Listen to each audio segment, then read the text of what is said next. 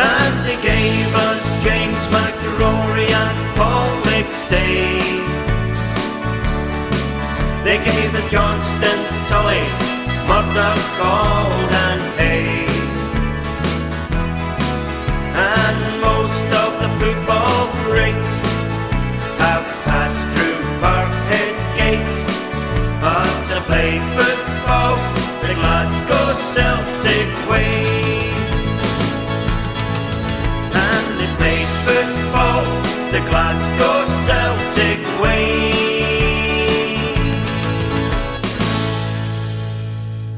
Hello and welcome to the Celtic Ray podcast. I am your host Stephen Ray, and I'm joined this week, as I am every week, by Kevin McColgan. How you doing, Kev? I'm okay, yeah. Mixed feelings about the two games, but I'm sure we'll get into them. A bit of a mixed bag this week, but before I get into all that, and I usually forget to say all this sort of shite, but you know, you can catch the podcast on YouTube, Facebook, iTunes or Apple. I think it's called Apple Podcast now.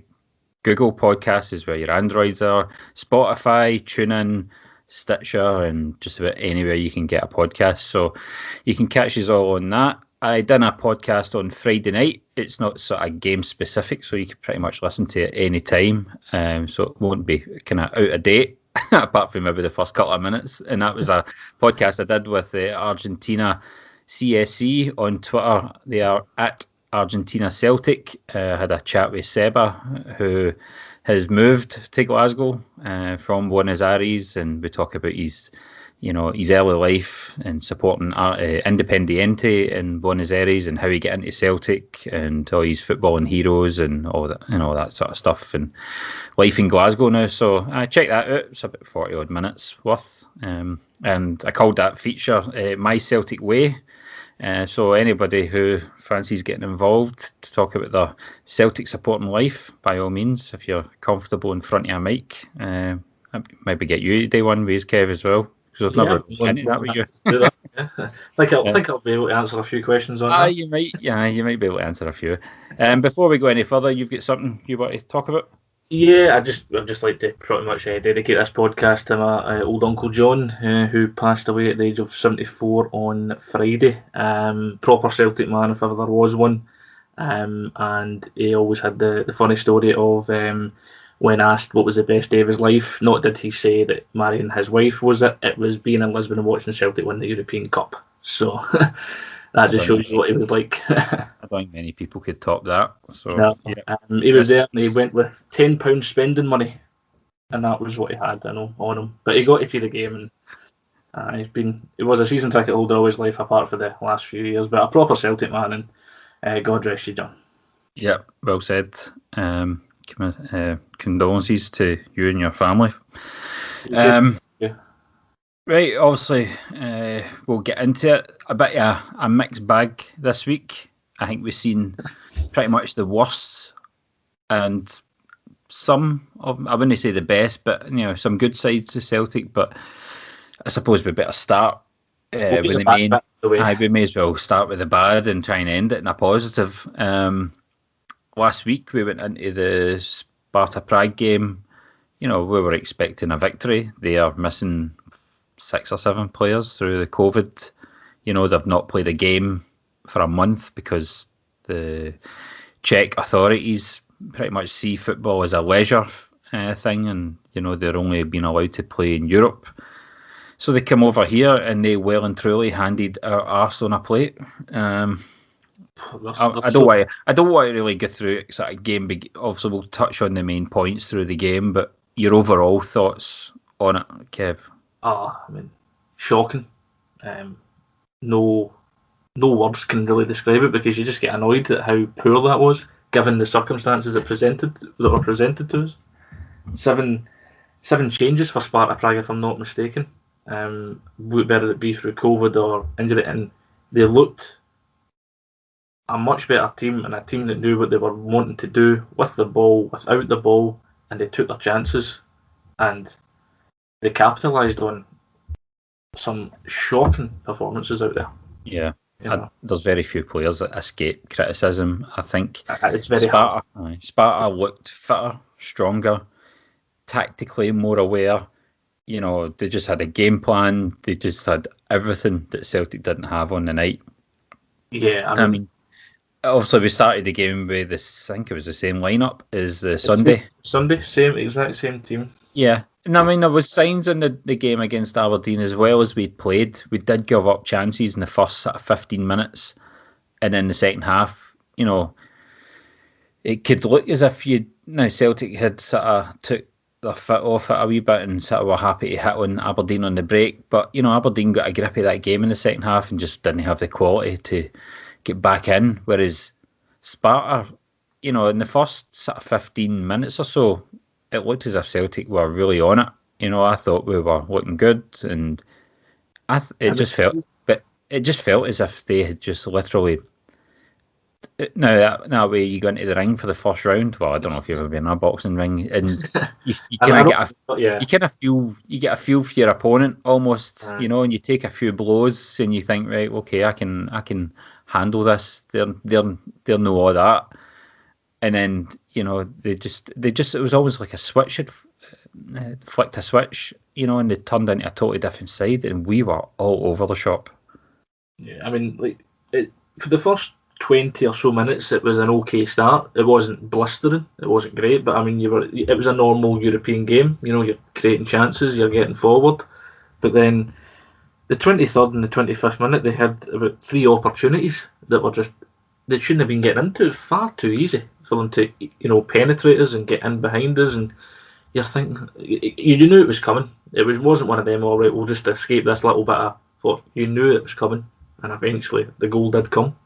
Yeah, the guy's at the back post and he's rifled it right into the roof of the net. You know, Brown's really, to be fair, but Brown loses his man. Brown loses his man.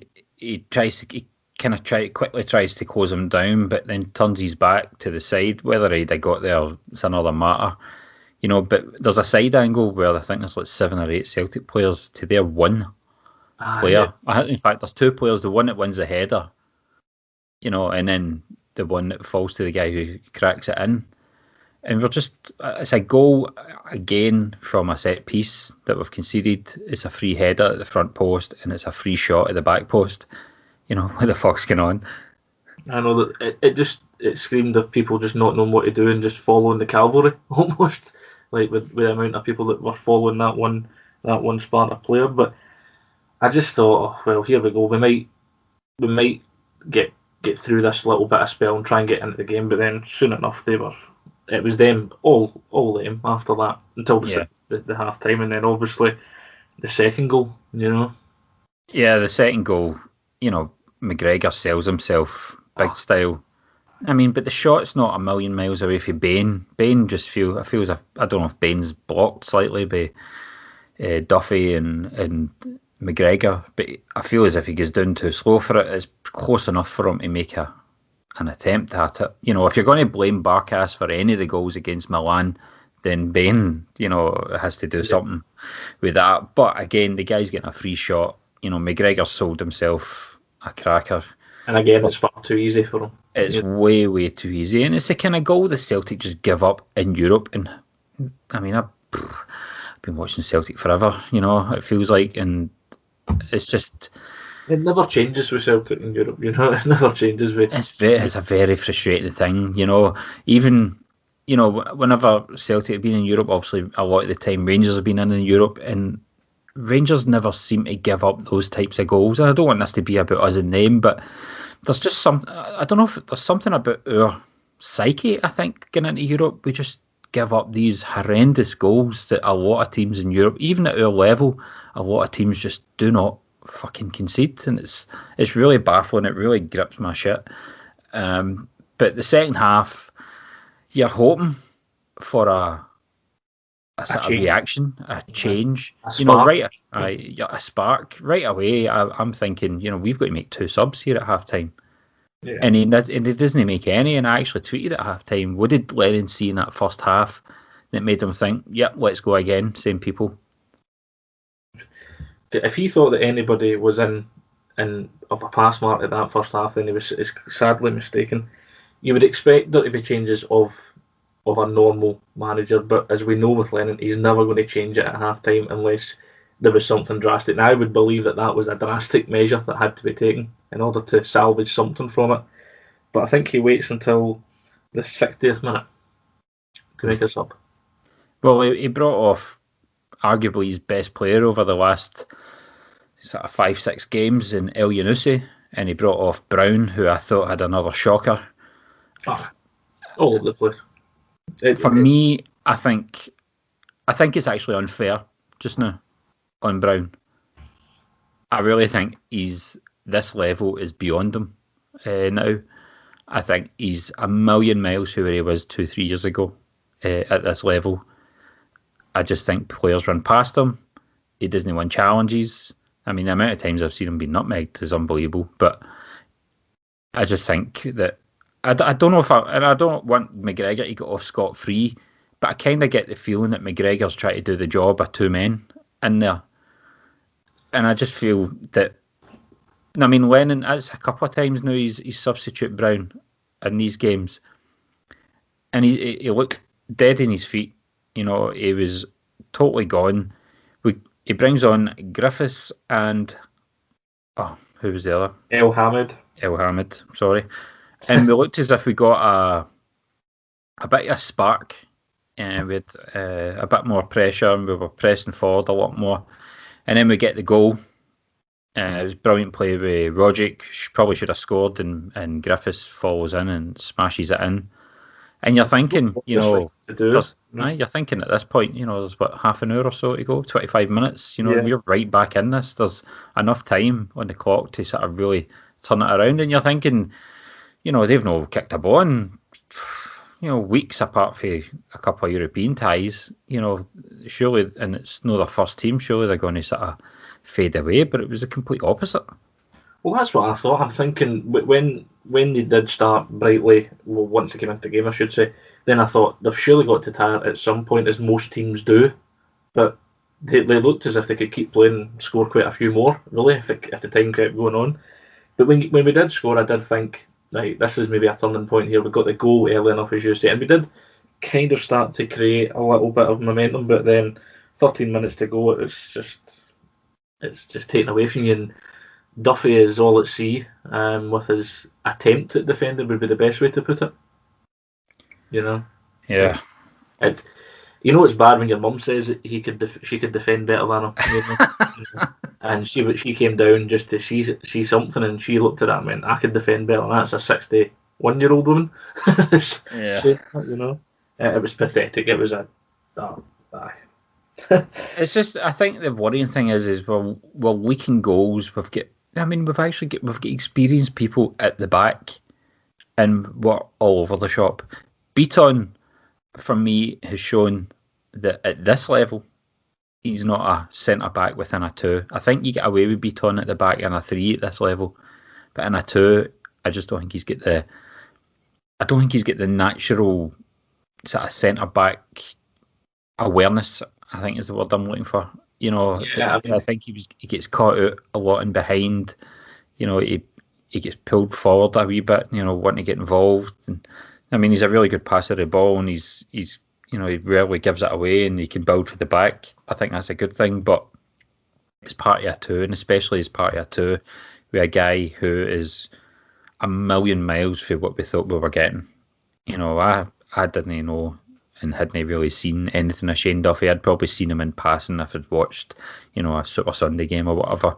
But he was never a player that sort of stuck in my mind, so I didn't know what we were getting. But the way, it was like the second coming of Christ, the way some people were going on, And is it just, I hate to say it, and I know I'll probably get a few comments on the back of it, is it only because he's a Celtic fan for the Republic Island that that he came with this fanfare?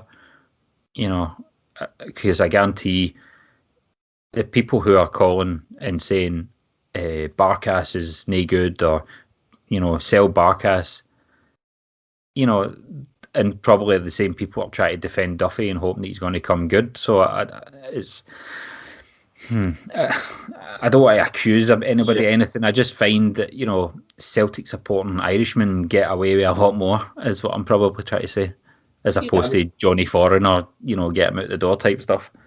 I think, I mean, I'll admit I was one of those people that was certainly a pro on for Shane Duffy when he was coming. I thought we would get someone who would at least know how to defend, if nothing else, given that that's his job. But I must admit I've been proven severely wrong going by what he is. Now, it could be that, maybe he's just been taken aback by, maybe he thought he was going to skate it up here and he's just been taken totally aback by, I wouldn't say the quality, but maybe just the speed of the game, of the pace. But maybe he's just not that good. It could be that as well. Maybe it's just that obviously we should be thinking that someone from Brighton, who are constantly fighting relegation, and are somebody that we should be looking at with regards to a defender. Yeah, Brighton strike me as a kind of club that would be a 4-4-1-1 type club. 2 banks of 4, defend deep, defend your box, clear everything that comes in. You don't have to play, get to the guys in the midfield and they'll sort of break and whatever, or get to the wide guys. And Duffy's came into a team where Celtic play this open, expansive football where the fullbacks are practically wingers, and at least 2 of the 3 midfielders are up front, and you've got another couple of advanced forwards as well as a striker and stuff, and you're almost at a 2 guys and a goalkeeper at the back, and at times, and that's how the third goal comes about, is El Hamed gives away the ball sort of 30 yards for their goal and they break on us, and I think it was either 3 or 4 on 2, and you just knew it was a goal.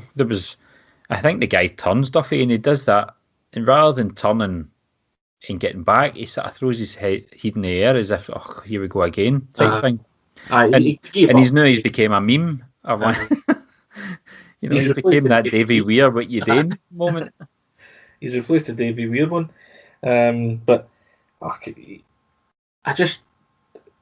you think then, like, there's nothing that could really save Lennon his job. After that, I thought there's really nothing, because we should not be losing to a team that had 7 changes to it and had hardly played football and had their team ravished through coronavirus. I just don't think we should be.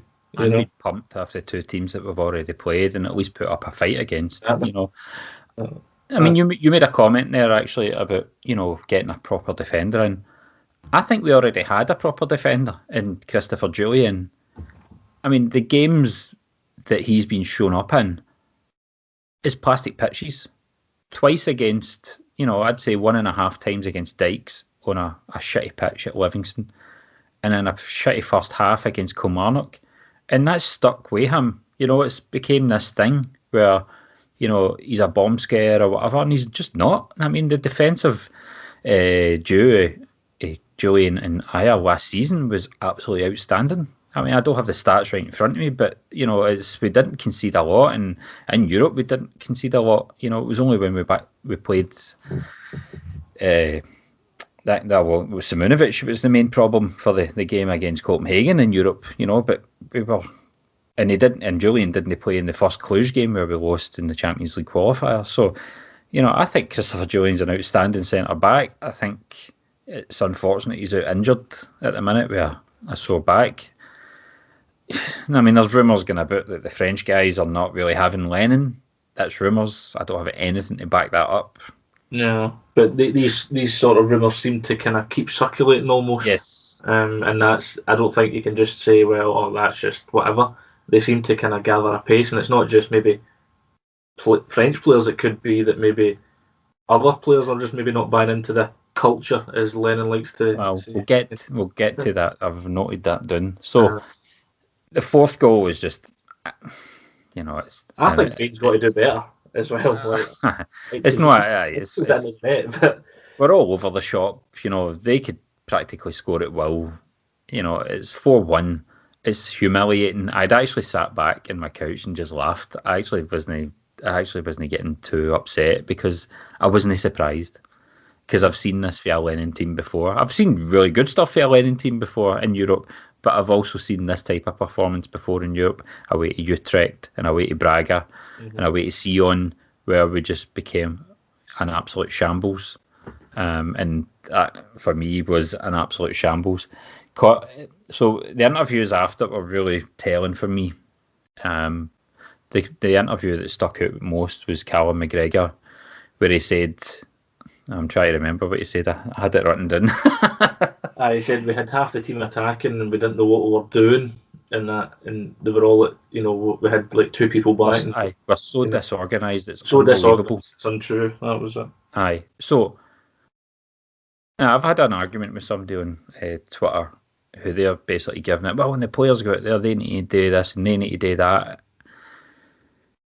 But that's fine. I mean, I'm sure the players, to a point. But if nobody's singing off the same hymn, if they don't go out there with clear instructions of where everyone is at any one time and what circumstances and what, phase of play and all that type of stuff, you're going to get that. And it was total. I don't know this for a fact. I absolutely do not know this for a fact. But I get the feeling, just by the way we play, because there never seems to be any partner play, it just seems to be a more individual, Christie, if you get the ball, swing it, get a cross in, or if you get a chance to shoot, or same way El Yunusi and Edward, you're on it, guys, and da-da-da. They're just, it's almost as if we're playing and hoping that our individuals turn up, and create a bit of magic. It's not a team, it's an individual, I mean, I think the goal that we scored against Aberdeen up at Pittodrie, the 1-2 movement with Rogic and McGregor, I can't remember too many of the types of moves this season, where it's actually a really good team goal. We nearly had one again on Sunday, to be fair, Christie at the bar, but I don't think we get enough of that, and that's what makes me think that we're more of an individuals and a team rather than a collective, with clear patterns of play. And so for me, the McGregor comments land straight at the manager. Now, the manager has admitted that it's the first time he's went out a game after a game, with the players. Aye. For me, that should be a normal thing. Win, lose or draw every week. The big teams that are not normal teams would go through that every time, and they would try and better themselves no matter if they, as you say, win, lose or draw. And for his comments of that, to say they've done that in a very long time, I just think that stinks of someone who is just stuck in the dark ages of football, where football was moved on a long time ago. Where Lennon thinks it's stuck in 20 years ago when an O'Neill team could just go out there and potentially just win any game given in the league. It's like, John Robertson and Steve Walford would get the guys fit, and they'll get them into their shape, and they'd work on drills and whatever, and then O'Neill would wander in, and give the speech of a lifetime at Anfield, and we go out and beat Liverpool 2-0. Those days are gone, and but I think Lennon is stuck in this time warp where he believes that is the way forward. But I think he's very, very old fashioned. I just don't think we'll get anywhere in that kind of way. But what do you mean? What do you think he means that they need a culture change? Well, I think he's just trying to deflect from his own misgivings. The fact that probably our professional standards have dropped substantially since Mr. Rodgers left. Well, as far as I'm concerned, sorry, cutting it. As far as I'm concerned, our team and the majority of the players have a winning mentality and have a winning culture. So what's changed since he came in? That's now we look like a team of individuals. Some don't look as if they're on it. We're conceding goals hand over fist. To me, and then when the manager says that he doesn't do the tactics, that's John Kennedy's thing, and he doesn't do analysis of games after games. The fucking writing's on the wall, man. And I'm seeing a lot. I mean, I'd say there's more people against. I don't want to say against Lennon, but I think there's more people saying, I don't know if this guy's going to get this done this season. I don't think he can get it done.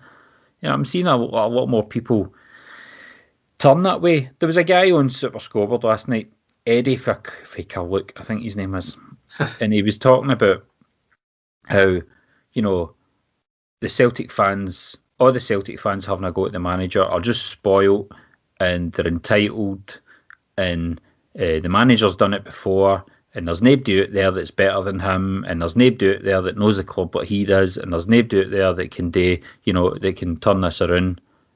What a load of pish! I'm sorry. I hope I hope he listens to this, because Celtic fans, I wouldn't say we're entitled. I would say we started the season as favourites based on we have a bigger budget, we have a bigger transfer budget, we have better players.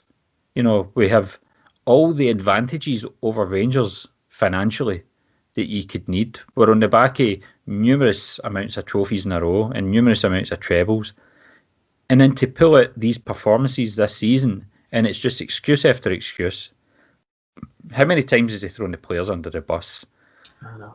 It's, for me, after the game, he should have been fired right there and then. Mm-hmm. And whether it meant John Kennedy and Gavin Stratton seeing the game out on the Sunday until somebody comes in, whether that's a short-term fix to the end of the season, an old head, come in and basically everyone knows where they're at, or you make the change that you want to be making at the end of the season now, whether that person's available. Personally, knowing the Celtic board, it would have been a Strachan type person they'd have brought in. But for me, I don't think Lennon can turn this around. I think his comments, he's all over the shop. I think the players know it. I think he knows it. And I think we're in trouble. Well, I think McGregor's comments, we've been over them, and that's fine. But I think for your vice captain to come out and say we're all over the place, we don't know what we're doing, is quite alarming. Because a captain should be leading by example and trying to keep the shape and the team when it's needed. And then also Lennon's culture comment is just a load of shite, to be honest. It's we yes, you are correct, and we say we do have players with a winning mentality, and we have had that for many years. But I think he's just become very lax and become very complacent, and just thinks that the team will be enough to get through, and that has always been a bad thing. It's just I don't think the way that he does it, and being very lax and giving players holidays 2 days into the season, and well, he said I'm wrong. sure he said last week that he gave the players time off after the Aberdeen game to try and keep them fresh. What the fuck are we doing here? That's just, who needs a holiday in November? I need a holiday after watching this pish. But we all need a holiday, believe me. But I just don't believe that a team of professional football players who have elite fitness, tremendous fitness levels, will put it, need a holiday this close into the season, given their large break that they had. Let's face it. We said this a few weeks ago. To me, this feels like post Malmo after Ronnie Dyler. Well, I did believe that it was. I did think it was the moment that when surely you'd think, well, another bit, but 4-1 at home is just shocking. And I do think though that if fans were there, it might have been totally different. Because I just find that an excuse. I can't buy into that at all. It's just. Well, it might be an excuse that the board's using, but I tell you, it would be totally different though. I'll tell you one thing: if that result happens in front of 60,000 people after the run of games that we've had, you've got a crowd outside the front door. You've got a crowd outside baying for blood. Yeah, and you couldn't blame them if that was the case. And there's probably people like you and me and all over the world were absolutely raging, and rightly so, at that pathetic performance. I just don't want to hear excuses anymore. No. I want to hear how we're going to fix it. Culture comes from the top. The manager sets the culture of a club. If you look at somebody like, if there's a team out there that epitomises a player or an ex-player or a personality, I'll give you an example. When I say Atletico Madrid, that's a Diego Simeone team. Yeah. Because the guy was an absolute fucking workhorse demon, a brilliant football player in his time, but dark arts, all, you name it, shitehousery, but he well drilled, well oiled, just and really fit team, and really unbelievably fit team. For that team, for him to have took that team and that club to 2 Champions League finals and a La Liga against 2 of the best teams in the world, and won numerous other trophies and cups and Europa Leagues and whatever, they get. I know there's a lot of people like Atletico Madrid, but I admire the Diego Simeone project, if you want to call it. Mm-hmm. That's the kind of manager that Man United need. A 4-4-2, kind of, hard working, play good football on the break, that type of stuff. And right now, I don't know what we've got. There was times in the past when Lenny was manager that we played excellent football, and when everything's going great, it looks great. But when it starts to go wrong, it fucking spectacular goes wrong. And when people talk about, he's kind of been in this position before and he turned it around, he actually had a team, sort of home-based or UK-based players in that team at the time. There was a lot of Scots and English and Irish, and there wasn't a hell of a lot of foreign players in that team at the time. And I don't know if his style of management works on, that type of player. But when you've got a team of, guys who fucking flying their own private jet, or fucking, own 30, 40 grand a week and fly over the world, or came from PSG's academy or came from Man City's academy, they don't want people shouting and bawling at them, telling them, hey, try harder. I want to know, they're used to being told what they've done right, what they've done wrong, what they need to improve, what they need to get better at, what they've done well. I don't see it, and I know this is turning into a bit of a Neil Lennon bashing, but for those who didn't want him in the first place, seen this coming eventually, the Brendan Rodgers era is well and truly over. And, I think if anyone's praying and hoping for a Rangers collapse, I think they might be in trouble. Well, yeah, if somebody's result is anything to go by, then believe me, it is very much in trouble. And I know it was Hamilton they played, but yeah, I think you've also got to look at the fact that nobody in the media wants to call out Lennon, and especially Chris Sutton, I think. Well, I wrote that down. I've wrote down Sutton, Lee Griffiths rant, and I found that absolutely astonishing that he chose the only guy that came on and score and try really hard. I know he's had his problems, and I know he's turned up unfit and all that sort of stuff. But that was not the night for picking on Lee Griffiths. What he wrote the next day in the paper about Lennon and his job being on the line, that should have been said on TV to a fucking national audience. No leaving his Neil Lennon kicking for a local audience and a very small audience at that in the Daily Record. I thought his comments were pretty poor. And there's a lot of guys like this in the, you had, I wrote down here, the Moy El Yunusi phone incident. I mean, when they say the guy was on his phone, you could actually see, it was almost as if he didn't want to look at it. He was like sneaking it out as if he fucking, I don't know if it was a family thing or whatever, but he barely looked at it for a few seconds and then put it back in his pocket. And for Paul Lambert, he came out with pish about fucking Jock Stein, would be, disappointed. Mobile phones didn't exist when fucking Jock Stein was around. What the hell are we talking about? Again, it just seems to be this cavalry that gets marched out as soon as Agent Lennon doesn't do well. It's find whatever scapegoat we can find. This is purely on Lennon. This is Lennon's team. He's had the backing. He's got the players. I believe he's got the players. Mm-hmm. But has he got the management? Something is seriously wrong. And I know that I'm not going to get flack for saying all this shit. And, I'm not a Lennon hater. I mean, the guy's done an unbelievable amount of stuff for Celtic as a captain, as a player before he became the captain, as a manager. But sometimes it just doesn't work. Pochettino took Tottenham to the Champions League final and he was sacked 6 months later. Sometimes the players just go, nah, I'm done with you, mate. You know. You we were always probably at that stage with Rodgers as well. You know, the players had probably switched off. He'd switched off to us. The players had switched off to him.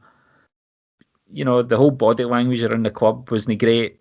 You know, we were kind of struggling a wee bit. You know, although we were still ahead in the league. You know, that probably was the right time for Rodgers to go, or at least at the end of that season. It would have been better at the end of the season, of course. But I think Strachan's always said, you know, the Celtic job's it's a 3-year max job. For me, I think Lennon's time's over.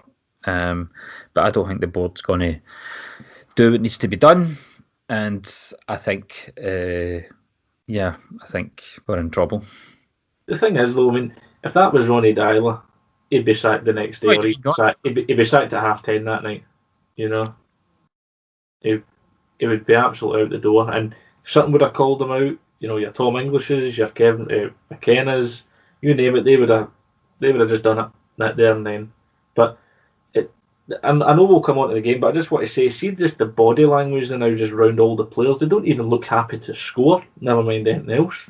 Like when they score, it's just we scored. You know, I know what, like, things aren't great, and maybe it's not the best time to be going mental, but they don't look happy. They really don't. You know. Yeah. And there's so many things you could put to it and say, well, it's this or that. But I mean, we did win against Motherwell, but none of them don't look up for it. You know.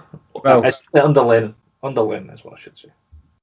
We move on to Motherwell. I mean, we could rant all night about the Sparta game, but I think it's deserved. I mean, you'll get people saying, you know, we've still got 2 games in hand, and that if we win them, we're only 3 points behind. But do you trust this team to be only, you know, 3 points behind after? Because a couple of these games, I don't think we're going to get played until next year.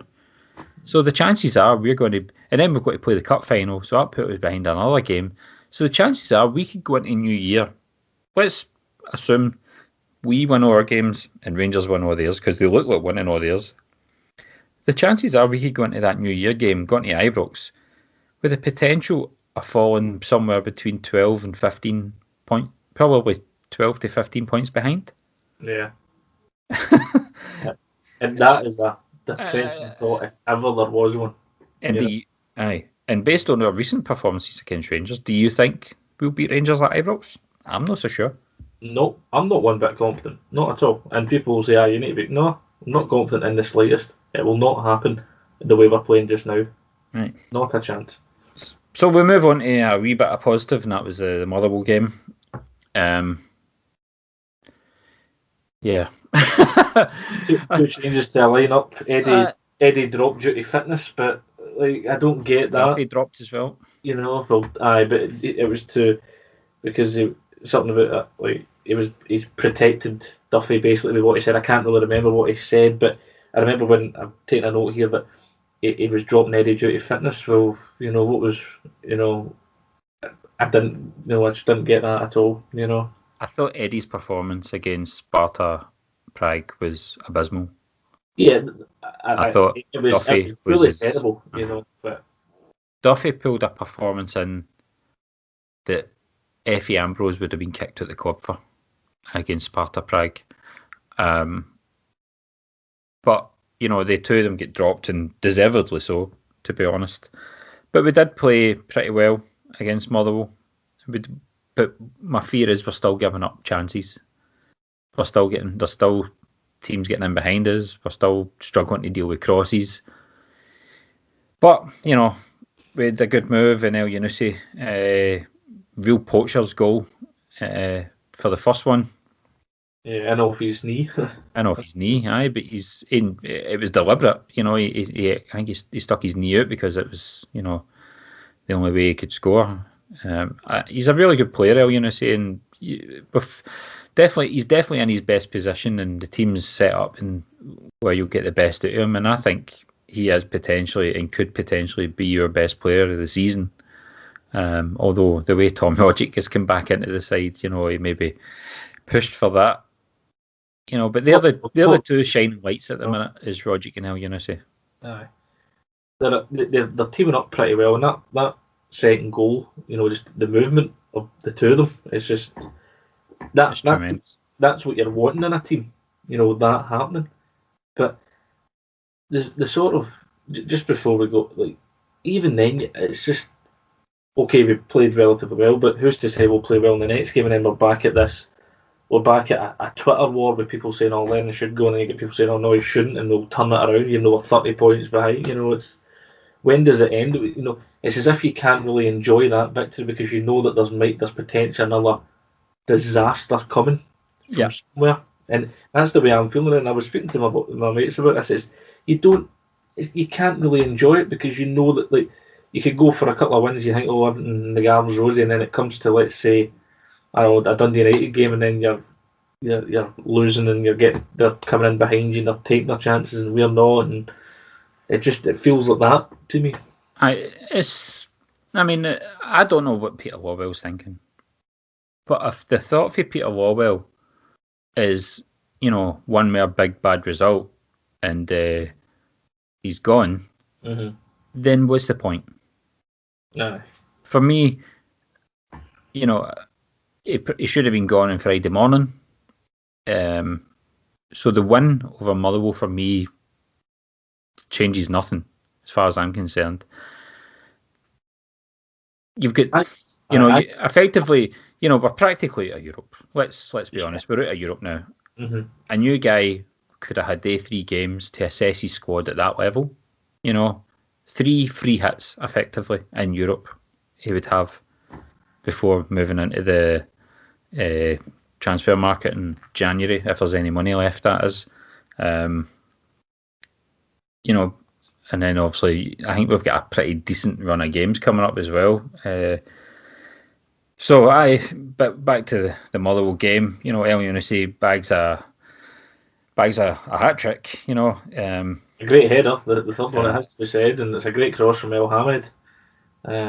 But before we go to we're 2-0 up, we're coasting, and then Motherwell score a pretty fucking simple goal. It's just a lofted cross into the box. Beaton's out jumped.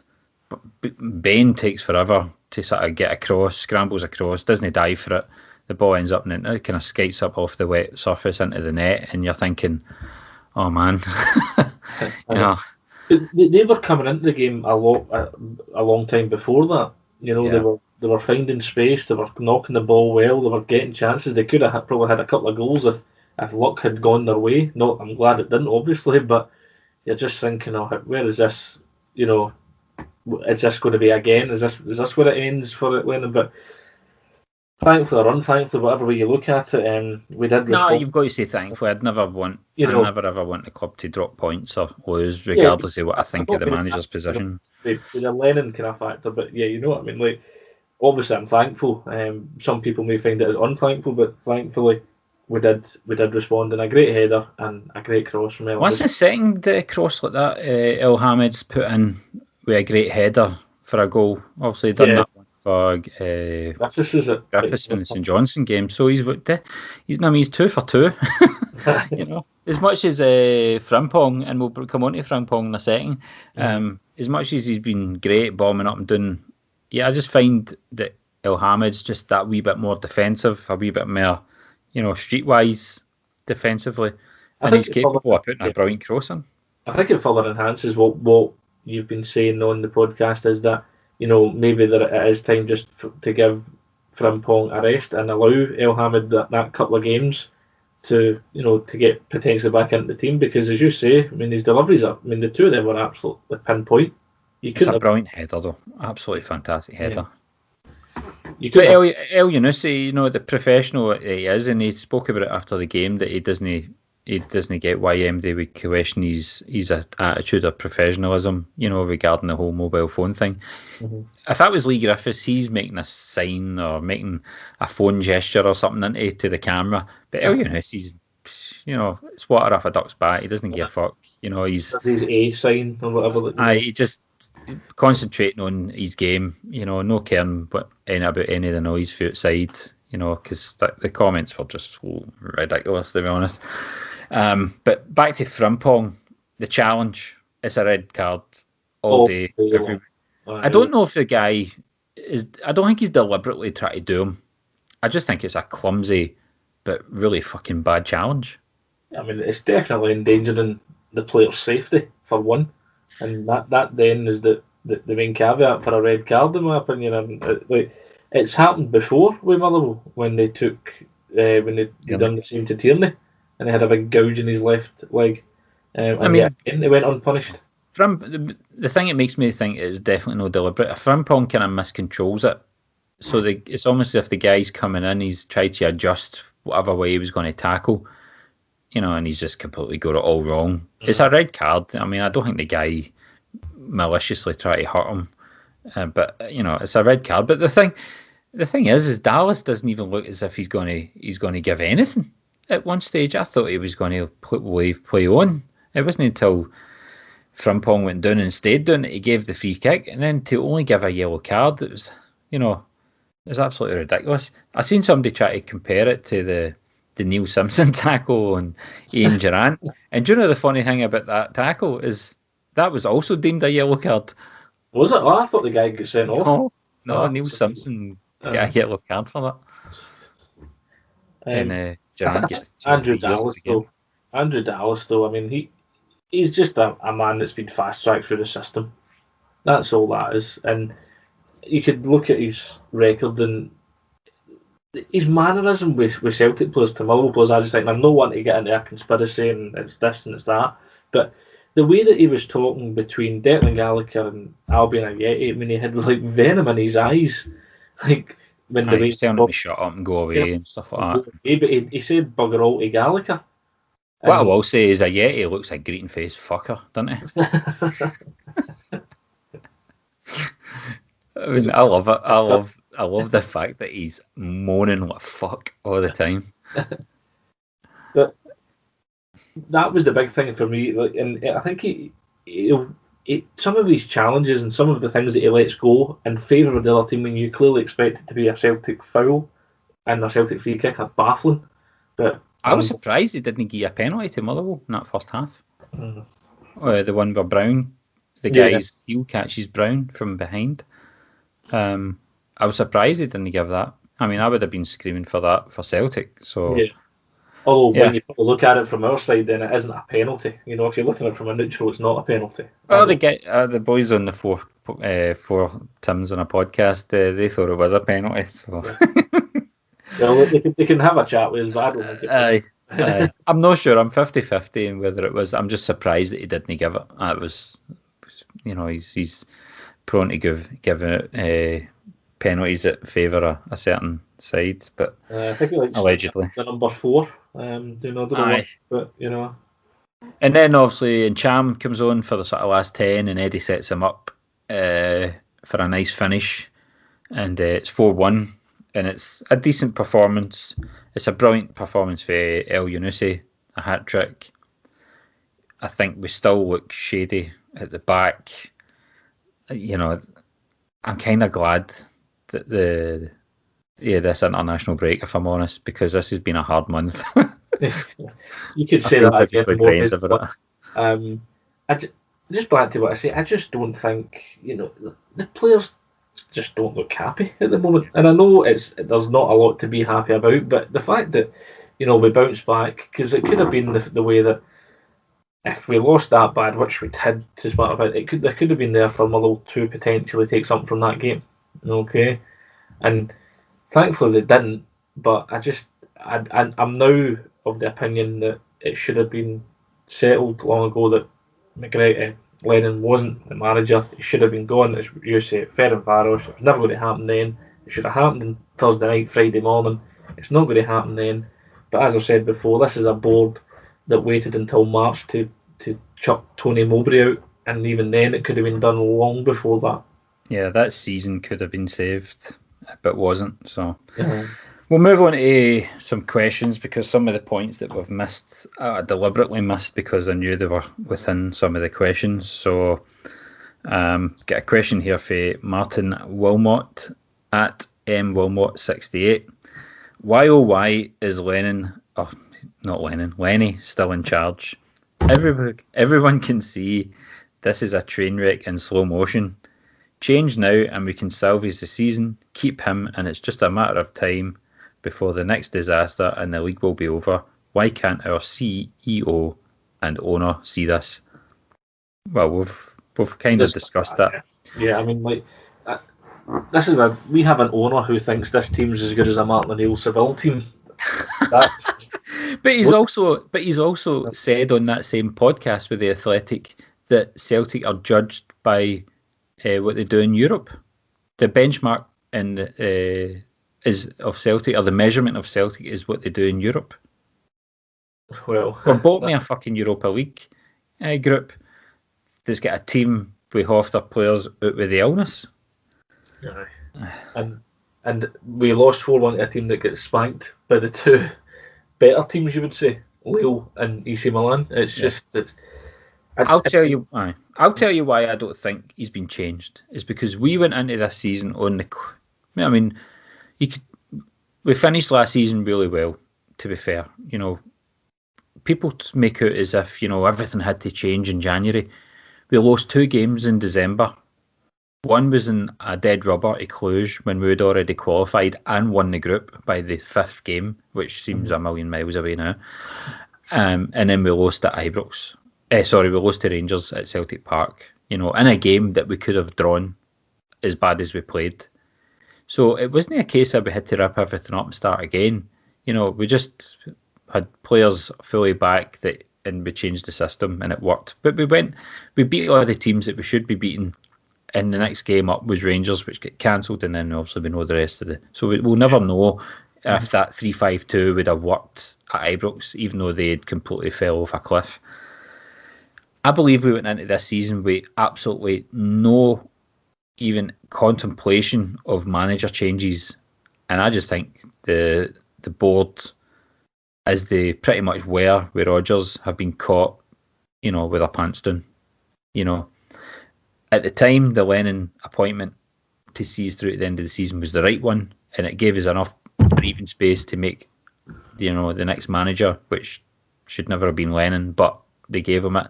And I just don't think they've got the wherewithal to have somebody lined up. And that's why I say if they get rid of him, it would be a Strachan or a Neil or, somebody along those lines that would come in to the end of the season. And I just think they're probably thinking, well, what's the point? We'd be as well just stick with the guy we've got because we're not ready to make that big change yet. That's the way I see it. And potentially ruin what could be the cusp of history. But I don't even know if that's going to happen now, just the way the things are. It really is just who knows. But they were never going to, as much as we like to think that they would have changed and they would have been a proactive, modern, forward-thinking board, they were never going to do it. They've never been that. And Peter Lawwell he's a bean counter. He's very cautious. There's risk. Nothing's done without a risk assessment. And the way he's probably looking at it is, what's the risk of it getting worse with somebody else in charge? Better the devil type thing, and hope that he can turn it around. That's the way I see it, and that's why Lennon's still in charge. Jazz Tim at _Jazz Tim. He wrote, "Aye, a flattering 4-1 win at Motherwell changes nothing. Neil should still be gone for this mess we're in this season." I mean, if you look at it in real terms, we are, let's assume that we win the games in hand, which is at home to Aberdeen and I think away to St Mirren. Yeah, maybe. Aye. If we win the game, aye. I think it's at home to St Mirren. Is it home to St Mirren? Aye, because we've already played them away. Aye, so we have. So if we assume that we've won the games, we are only 3 points behind. So I'm trying to play devil's advocate, and people are saying, Europe doesn't matter, fuck Europe and blah blah blah. And I don't buy into that. For me, Europe's a massive thing, and I think the club is judged on what it does in Europe and not domestically. Celtic reaching and losing a Europa League final would make more waves across Europe than Celtic winning 6 trebles in a row. As far as I'm concerned. Undoubtedly. So, yeah. What was the question again? Jazz Tim. He's basically saying we're in a mess. But I don't think it's so much. I mean, we've got a good number of points on the board, but I think it's more to do with the way we're playing. We just look a shambles. We're giving up too many goals. We're giving up too many chances. and any decent side should and could probably beat us, and that's where my fear is.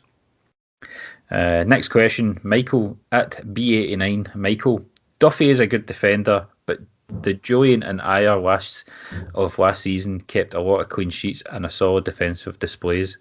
It's the likes of Hugh Keevans and the SMSM that said Julian and Ayer were not able to come up against a big centre forward, so we get Duffy in, and is it any better? Well, it's no, and we've kind of discussed that the only big issue is that Julian had all last season was on a plastic pitch to Lyndon Dykes, who's now no longer in the league. So, I think people buy into guys like Keevans too much. He's one of these guys that says something and then refuses to change his mind on it. And he was the one that was kind of, because he's got grandsons at Foley Brighton, and he was going on about Shane Duffy will come in and shore up that defence, and they're weak and you need a big solid centre half, and we brought this guy in and he's fucking horseshit. As I say, my mum could do a better job. It's yeah. Just, but next one, because we've kind of, I'll dive through the ones that we've pretty much already, but I like to at least acknowledge that people send in questions, or else if you don't read them out, they just don't message you again. Sock Boy at SOC Boy, Sock Boy. Sunday's result doesn't change the fact Lennon isn't the man for the job. He should be replaced over the international break. Keeping him will cost us the 10. And then the Bonnet's replied to him saying, the Bonnet at WeFergus98. With who though? And that's always a question you get. And whenever you say sack Lennon, you always get somebody will come back and say, but who would you get? And then you say Eddie Howe. Why would he come to Scotland? You go, well, Rafa Benitez. You're fucking living in dreamland. And it doesn't matter what you say back. That's the response you get. I could say fucking John Hughes, and they'd be like, well, fucking John, what has he done? It doesn't. I think there's two camps. There's the Lennon out brigade, if you want to call it that. And there's the keep the faith. Joe Biden brigade. There's a Lenny must stay brigade. I don't think at the end of the day, we all want Celtic to win, and my personal opinion is we won't win with Lennon in charge. And if we get to May and he's got another treble in the bag, then I'll fucking happily fucking eat humble pie and whatever other pie you want to throw my way. Well, but I mean, if that is the case, then yeah, I'll be the same as you. I'll take my humble pie because I've not exactly said very nice things about him over the course of this season, but I think you do always just need to freshen things up and have a change. We've already been there with Lennon. I've always been a fan of you never go back the way with a manager. I just found it weird that we went for Ronnie Dyler, this kind of young, progressive, it's all about 24-hour professionalism and coaching and da-da-da. And then obviously on to Rodgers, who was basically the same as Dyler but could actually do the job. And got the full backing of the club and had the respect, but he'd had the respect because he'd managed a bigger club than Celtic, arguably,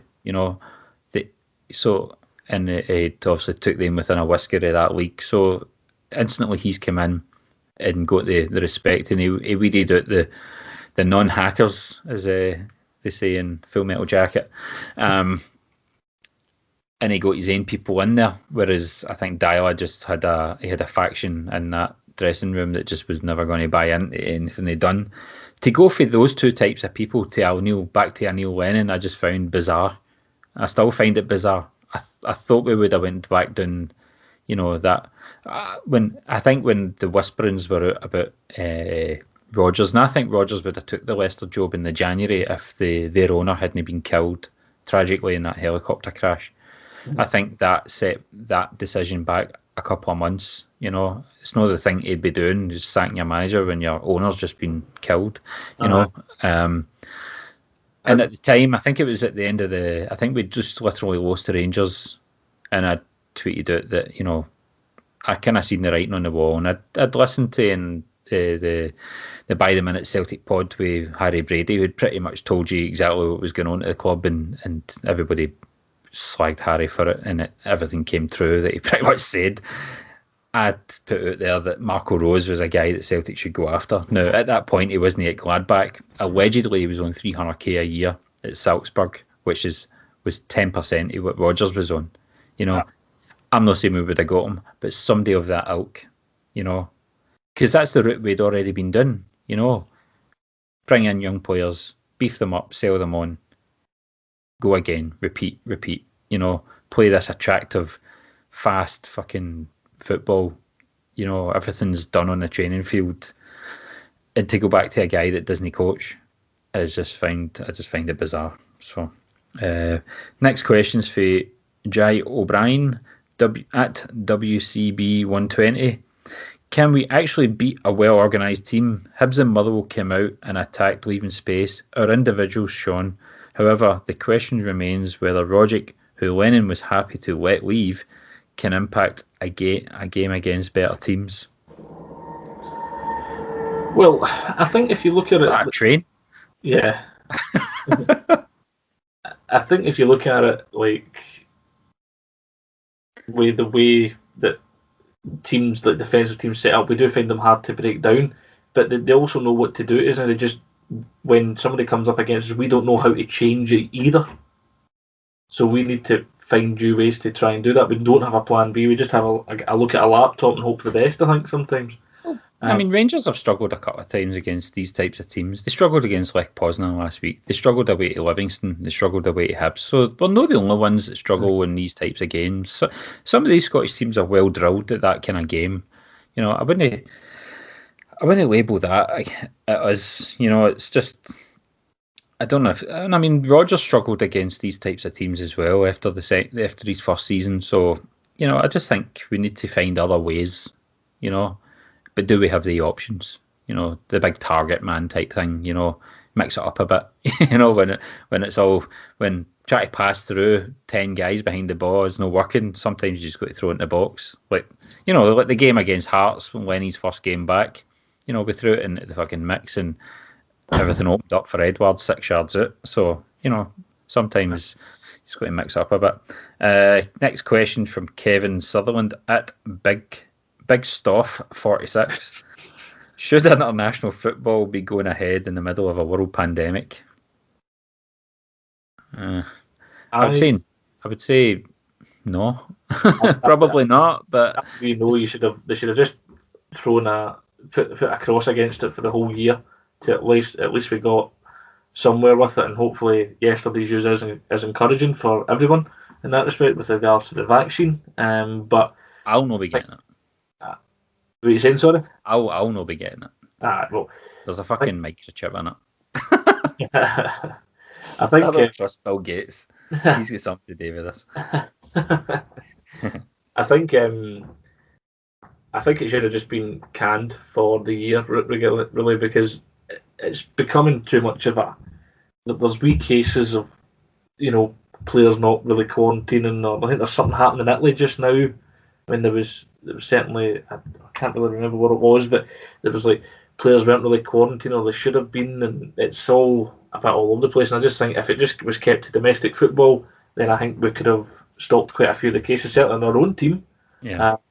But you would never have got that from UEFA or FIFA because they'll give it that they need money and blah blah blah. But I believe that the coffers of FIFA and UEFA have a lot of reserves that they could have maybe forgone a couple of tournaments.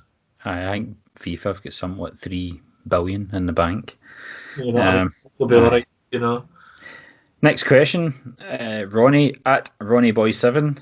Why do we need to play Scott Brown every game? Makes no sense. He's 35-year-old and never gets a rest.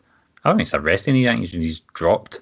I mean, he had a decent game against Motherwell, but there was a couple of times, I think there was 3 or 4 times where he literally just facing the Motherwell player and passed it straight to him in dangerous positions.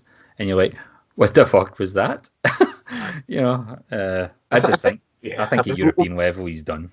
We've been over this already, so many times in this sport. But it's not through like our own fault. It's just a pain that Brown has been poor, and I think it is just that he needs drop. Next question from JaiFad 2000 UK, and his Twitter sign is the same at JaiFad 2000 UK. Barkas or Bain, who can organise the defence in front of them? I don't know. Bain doesn't seem to be somebody that does a lot of organising, and Barkas is, I don't know what his English is like, but I don't think. I think Barkas has really been fucking sold up the river here, big time. I mean, he got injured against Milan and he conceded 3 goals. It was absolutely no chance of saving. He was out for a game injured, and then he's kind of been left out. This is where I think Lennon is weak as a manager. He should have put Barkas straight back in as soon as he was fit. I mean, because Bain wasn't that great against Aberdeen anyway, and in the 3-3 draw, so there was no reason to keep Bain in for me. And now he's put himself into a position where he said Bain's done nothing wrong. So why drop him? So why drop him? But then he's no doing a hell of a lot better. I mean, he's had a couple. Bain's a number 2. Bain is a number 2 to me, and I think he looks to be happy with that, because if he wasn't, he'd be away by now. Yeah.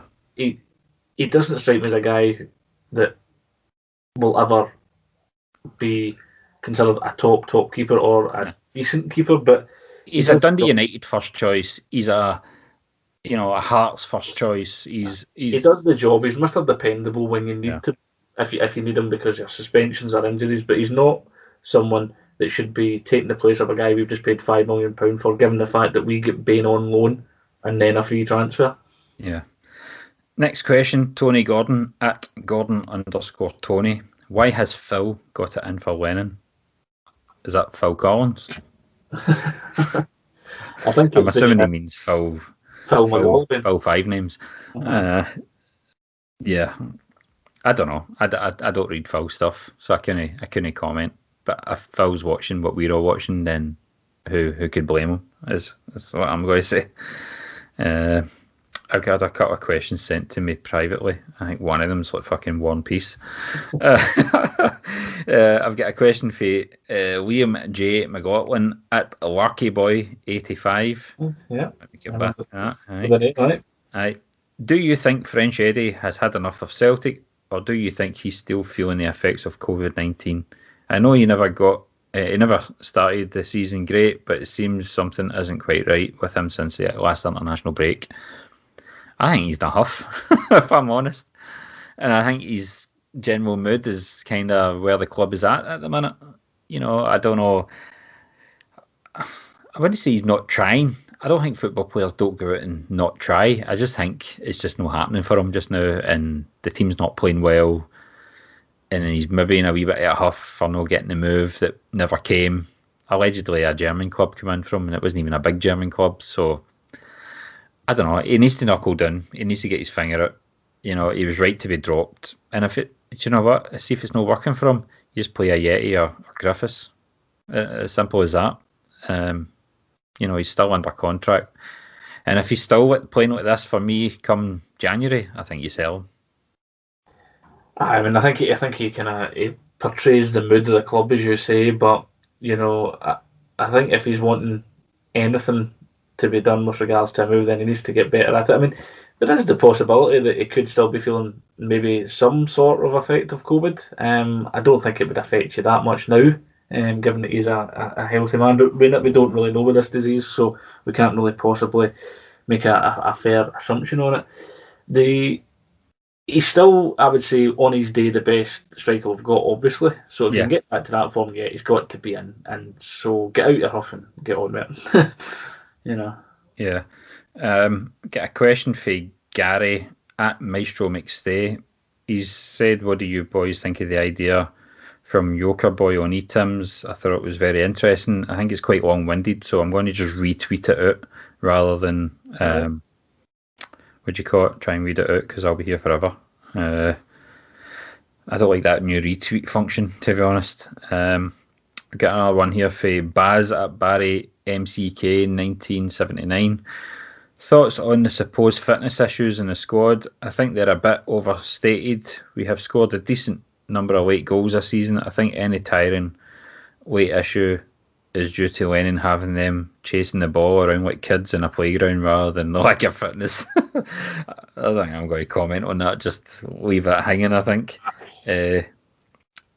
I've got a question for Darren Conway, 16, who's got the best Twitter name, Ononu.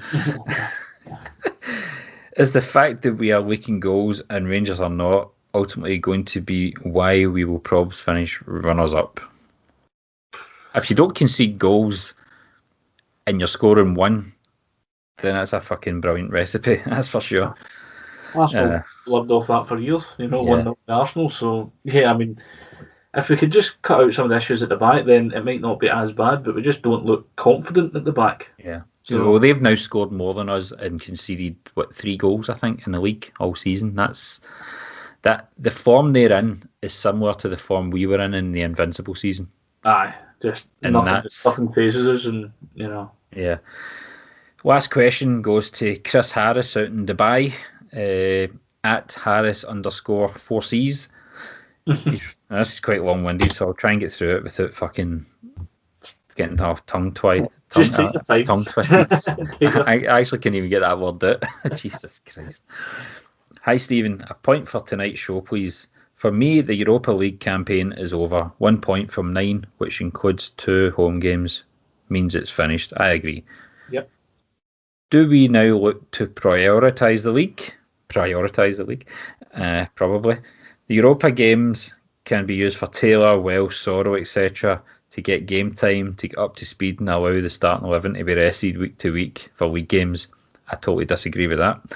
Yeah. I know players like Laxalt, Eddie, Ayeti play for Celtic for the European games, but we need to prioritise. I'm not meaning a full team of reserves, but a team that's on the fringes. Klamala, for example, was deemed not ready to play European football when we started without a striker against Ferencvaros. We have played 5 European ties since then, and he's played a total of 25 minutes. Cheers, Chris. I don't think so. I think we're still, regardless of being out of Europe, I think we need to use these games to try and fucking win. We need to try and start winning matches and try and put in 3 and 4 games together. Are we going to go to the San Siro and win? Are we going to go to Prague and win? It's all about performance for me. No, I think we need to start showing something, and I don't think throwing these guys to the Wolves is going to help anybody's cause. It's certainly not going to help Lennon's cause, that's for sure. If we go to Milan and get spanked 5-1 or something. So, I think you continue to play your best team, and this is what Lennon needs to do. He needs to find his best team, because I don't think he's got it yet. And he keeps picking players and then dropping them and then throwing them back in because the guy that he gave 20 minutes has fucking never worked out. So, yeah. You go with the full strength for me as well. You've got to, because we need to find consistency soon and from somewhere, and it needs to find, as you said, the best team. But to just say, to Dembele's and Sorrows and Welsh's, I go and that's just, sorry, not being maybe that. 1, 2 max, but 4 and 5 of these guys, that's enough for me. I'm afraid. Yeah, maybe give Dembele half an hour, Aye, but the nucleus of the team would be all over the place if you kept chopping and changing when it comes back into fruition, because it will be a case of Thursday, Sunday. Yeah. When it comes back. So that would totally damage the nucleus of the team, I think, because, you'd have them try to adapt to what. It just wouldn't work. Not for me. Well, I want to apologise to anybody that made it this far. We're now on 12 minutes, we're now 13 minutes in. I know it's been negative. I think we're all just frustrated, to be honest. I think we know we've got the players, we've got a team of winners, and it's just not happening.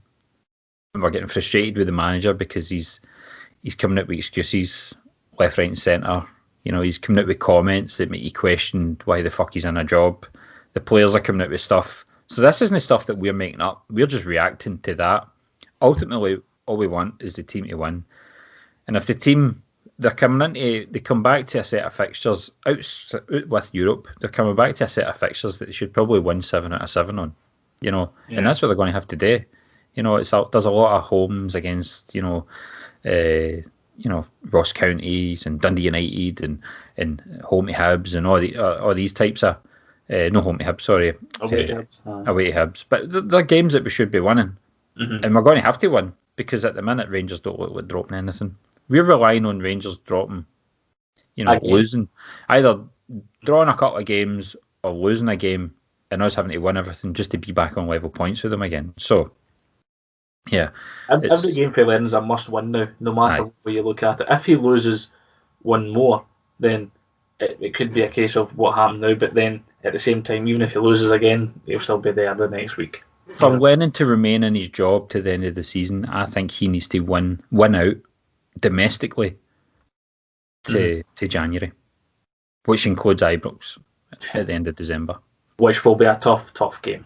So. If he doesn't win out, and cause we're going to work on the assumption that they're going to keep winning because they don't look like fucking dropping anything. And they're playing really well. They're well structured. They play well. They've got good options now. You know, they've got a good side put together. They've shown that in Europe. All this chat of, you know, hey, they're shite and they'll fall off a cliff. You can only work on the evidence that you see. And for me, they're a good side. They're a well-drilled side. They know every one of their players. They don't even give up chances. I don't even think Hamilton had a shot on Sunday. You know, they've very rarely given up even chances in games, never mind shots on goal. So, I mean, we couldn't fucking muster a shot on goal, pretty much. So, you know, you've got to deal with the reality that's facing you. And the reality is Celtic need to start getting their act together. And Lennon, for me, has to win out.